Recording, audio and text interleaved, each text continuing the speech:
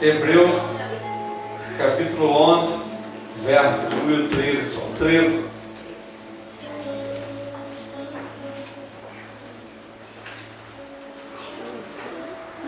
Dizem por aí que na Bíblia existe mais de 30 mil promessas para nós. Eu ia até trazer uma caixinha de promessas hoje aqui e ia ler, né? Algumas só sai promessa, né? 30 mil promessas, brincadeira, né? Mas ainda 30 mil promessas, e a gente decidiu abrir ela, igual muitos fazem assim, põe o dedo, se cair onde a gente não gosta, a gente dá muda ainda na direção. Mas já fez isso? Será que só eu que fiz isso? Abrir a Bíblia e dizer, Deus vai falar. Aí eu digo, não, eu vou abrir de novo. Essa foi do diabo. Agora eu vou abrir de novo. Aí você vai de novo, até saiu uma coisa boa. Será que é só eu que já fiz isso? Não é possível, né? Só eu que sou pouco espiritual que fiz isso. Caixinha de promessa. Eu tinha umas 3 quando eu era solteiro. Todo dia de manhã eu tirava uma promessa para mim, né? Até que eu ouvi um dia o Silas falar sobre a caixa de promessa. Aí parei. Alguma coisa errada. Versículo número 13 diz assim: todos estes morreram na fé, sem ter obtido as promessas, vendo-as, porém, de longe, e saudando-as, e confessando que eram estrangeiros e peregrinos sobre a terra. Se você ler os versículos que antecedem esse que nós lemos aí, você vai perceber que fala de homens que foram conhecidos pela sua fé, pela sua ousadia, patriarcas, homens que falavam de um mundo vindouro, falavam das coisas que viriam, mas eles mesmos, só pela fé, eles viram de longe pela fé, mas eles não puderam entrar.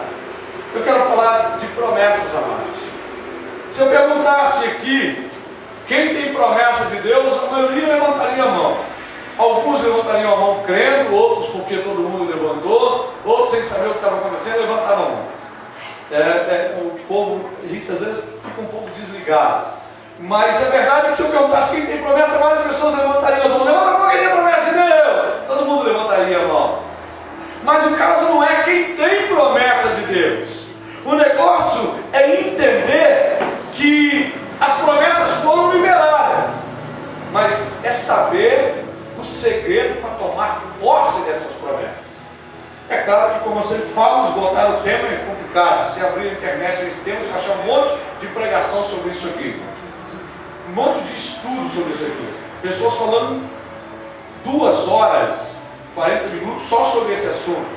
Pessoas falando aí,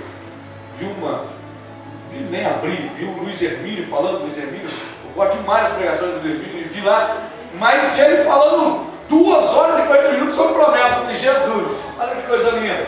Ele tem um estilo de pregar que a gente gosta muito. Não é muito, dá muito ibope não, né? Ele não é de gritar muito, né? Ele prega, o apóstolo Luiz Hermínio, muito bacana, quem quiser acessar ele lá. Mas ele fala também sobre promessa, então você vai ter uma vasta ali, uma rica estudo ali dentro da internet ali sobre isso. Mas eu quero falar de 5 coisas que me chamam a atenção para que nós possamos tomar posse das promessas de Deus. Estes homens todos viram, a Bíblia diz que eles morreram na fé, sem ter obtido a promessa, vendo-as de longe, mas eles mantiveram-se firmes. As promessas são para nós. Alguns não tomam posse dessa promessa. Por quê? Não consegui entender. Mas eu achei um caminho de 5 princípios para que nós possamos tomar posse das promessas de Deus. Primeiro, para mim, o norteador de todos eles é crer.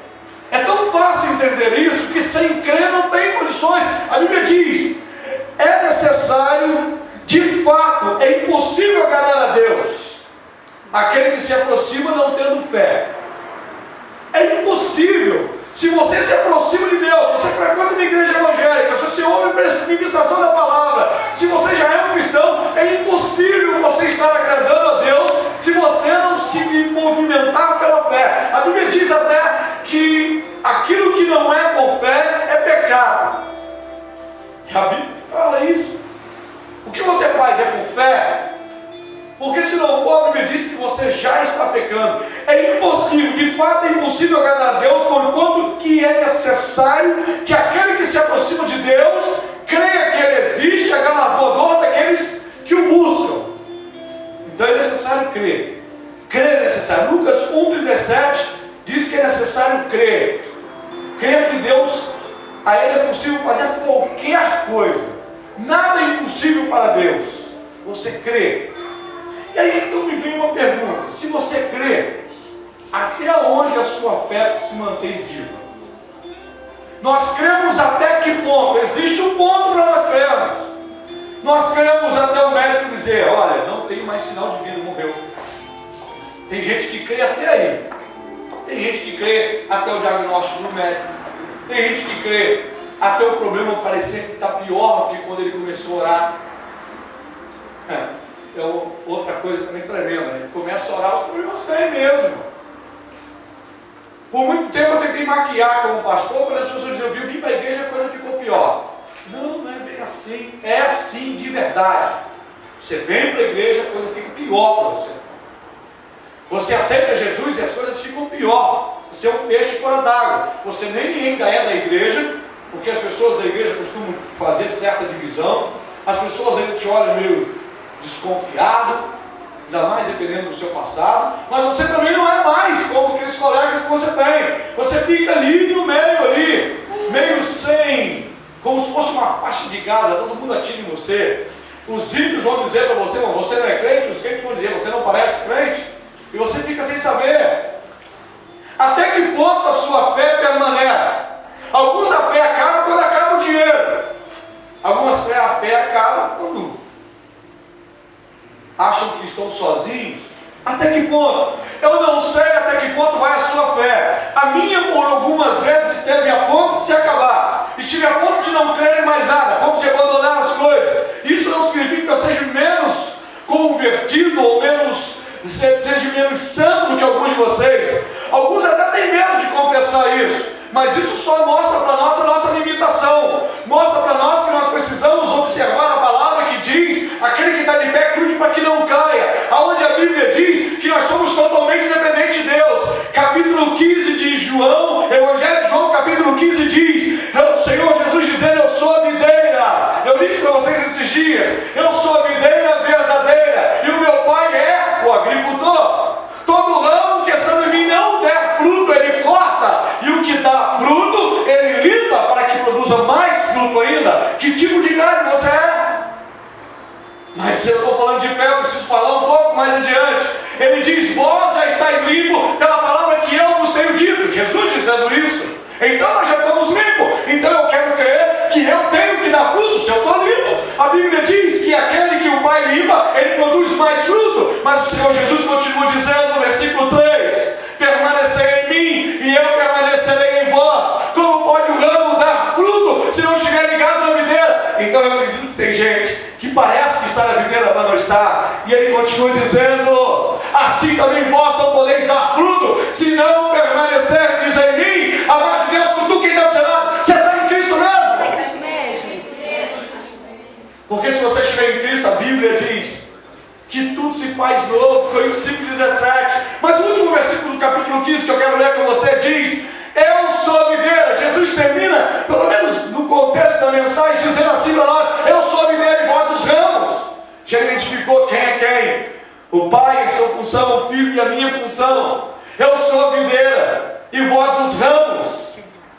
Aquele que permanecer em mim e eu nele, dará muito mais fruto, porque sem mim nada podeis fazer. E ainda tem gente que tenta fazer as coisas sozinho, pelas suas próprias mãos. Até que ponto vai a sua fé? Quem sabe a sua fé acabou-se, porque os frutos também acabaram. É preciso crer.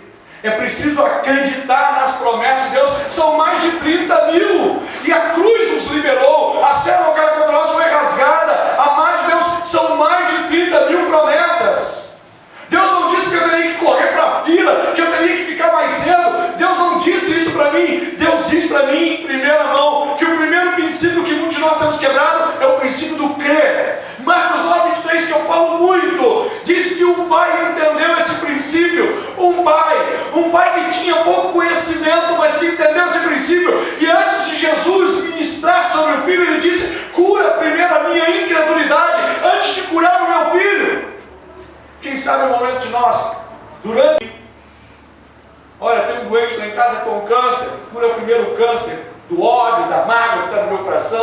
do medo.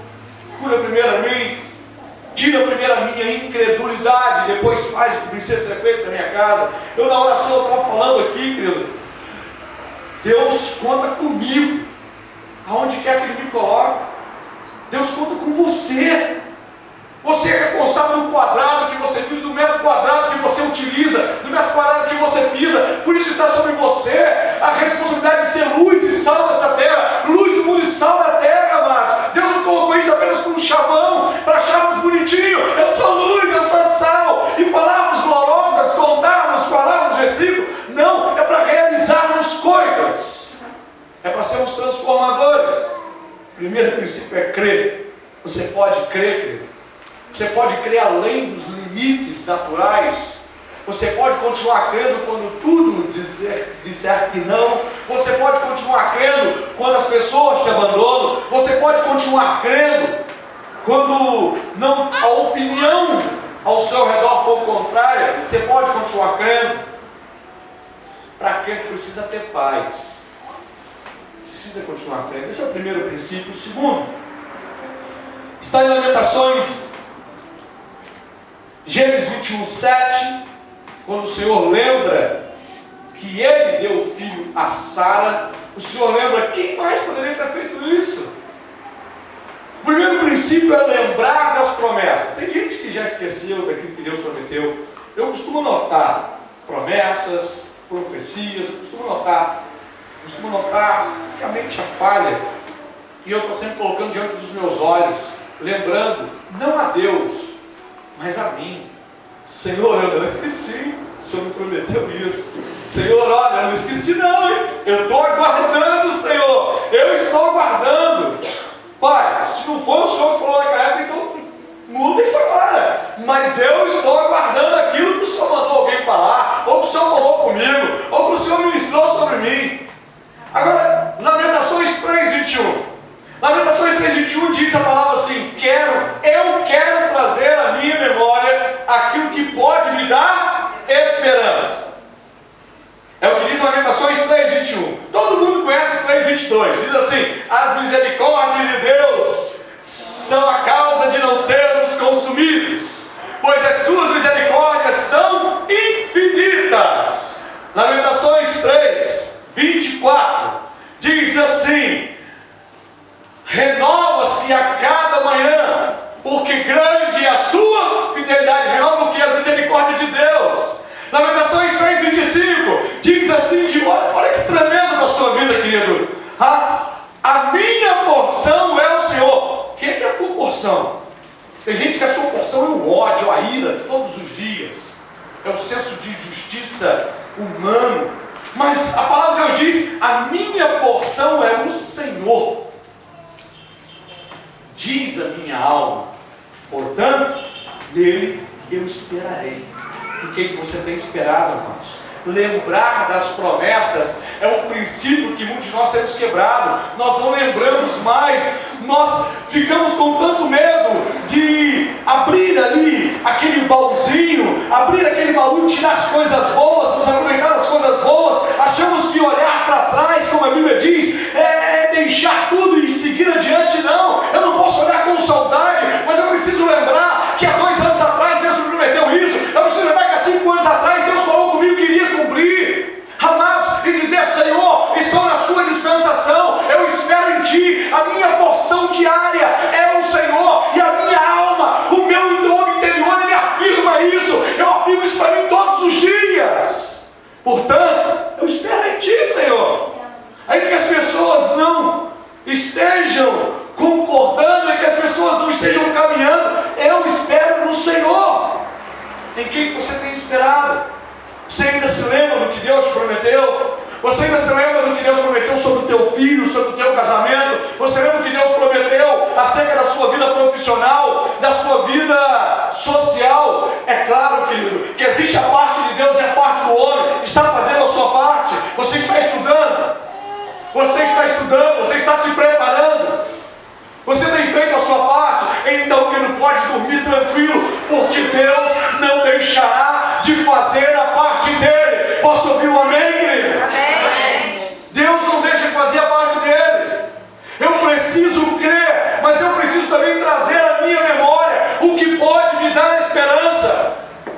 faz questão de lembrar de coisas ruins todos os dias. Ah, porque fulano não me liga, porque passou o Natal, passou o aniversário. Querido, pelo amor de Deus, nós abrimos um baú e só tiramos as coisas ruins. Nós só aproveitamos de coisas ruins e esquecemos de olhar quanta coisa boa aconteceu na nossa vida. A Bíblia diz que tudo contribui para o bem daqueles que amam a Deus, são chamados segundo o seu propósito. Romanos 8:28 nos afirma isso. Então, amados, se tudo contribui, então por que eu só me aproveito das coisas ruins? Olha para o irmão e diz para ele aí, traz a memória que pode te dar esperança, irmão. Fica gastando seu tempo com amargura, com tristeza, com dor, gastando seu tempo, perdendo noite de sono, perdendo noite de sono com coisas que não vão trazer proveito nenhum, senão raiz de amargura, dor no coração, taquicardia, fica inquieto pela casa. Traz a memória as vitórias que Deus já lhe concedeu no passado, traz a memória as curas que você já viu Deus ministrar, traz a memória a vitória de outras pessoas. O Deus que fez fulano vencer é o mesmo Deus a qual eu sirvo, então a minha vitória também chegará. Examine a si mesmo e veja se você tem procurado fazer o que precisa ser feito. Esse é o segundo princípio. O terceiro princípio, espera que tu guarde. Nem toda mensagem é para nós. Vocês sabiam disso? Nem toda ela. Às vezes é um rema que Deus prepara para desatar milagres sobre a nossa vida. Então esteja atento sobre esse rema para você. Às vezes o primeiro, o segundo, o terceiro, serve para você. Às vezes uma palavra que Deus te dá dentro da mensagem, às vezes até fora do contexto nosso, Deus desata milagres sobre a nossa vida. O terceiro princípio diz sobre entender que existem condições. Para mim tomar posse das promessas de Deus, eu preciso crer, eu preciso trazer a minha memória sempre, mas eu também preciso entender que existem condições. Querido, aqui não é final de feira não, você cai para tiver no chão, não é assim não, amados. É certo que a Bíblia diz que até os cachorrinhos comem que cai da mesa do Senhor, é claro, esse versículo tem um outro contexto, mas existem condições para se apropriar das promessas de Deus. 1 Reis capítulo 2, verso 3 e 4. Amados, nós entendemos, existe um versículo da palavra de Deus, existe uma história que fala sobre a moda boi. O pastor esse pastor aqui falou sobre isso. Eu guardei isso no meu coração, foi um rema de Deus na minha vida. Existe um ditado no mundo que diz: fulano faz as coisas a moda boi. Moda boi foi a maneira que Davi insistiu em carregar a arca do Senhor. Os filisteus, modelo dos filisteus, amados, era modelo que os filisteus tinham preparado para ele, era aquilo que os filisteus tinham ensinado a Davi. A arca tinha vindo em cima de um carro de boi, agora Davi também coloca no pensamento levar em cima de um carro de boi novo. Aconteceu morte. Existem condições para nós estarmos nos apropriando. Primeiro livro dos Reis, eu vou lá no segundo, olha que bacana, isso acontece, né? Já ia ler com você, ainda bem que eu não li. A vozinha chamou a minha atenção dele. Olha Deus, pastor, o senhor errou. Não. Primeiro livro dos Reis, capítulo 2, verso 3 e o 4. Olha só o que diz: guarda os preceitos do Senhor teu Deus, para andares nos caminhos e para guardares os seus estatutos, seus mandamentos, seus juízos, seus testemunhos, como está escrito na lei de Moisés, para que prospere em tudo quanto fizeres e por onde quer que andares. 4. Para que o Senhor confirme a palavra que falou de mim, dizendo: se os teus filhos guardarem os meus caminhos para andarem perante a minha face fielmente, de modo que o seu coração e de toda a tua alma nunca te faltará sucessor ao trono de Israel. O Senhor está dizendo isso, querido, para Davi, que suas gerações precisavam guardar os seus preceitos, precisavam guardar a promessa. Nós precisamos entender que existem condições. Deus manda escolher bênção ou maldição. O Senhor nos